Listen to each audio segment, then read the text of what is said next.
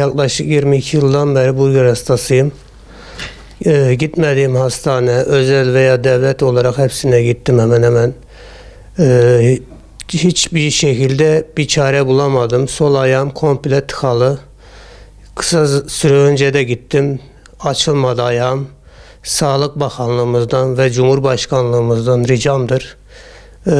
Herhangi bir tedavisi varsa yardımcı olmalarını istiyorum.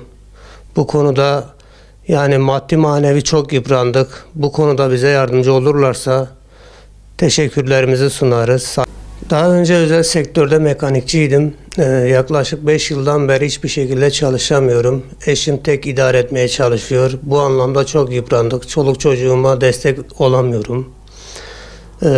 Bu anlamda eşim ve çocuklarım çok yıprandılar. Yani Cumhurbaşkanlığımızdan, Sağlık Bakanlığımızdan ricamdır.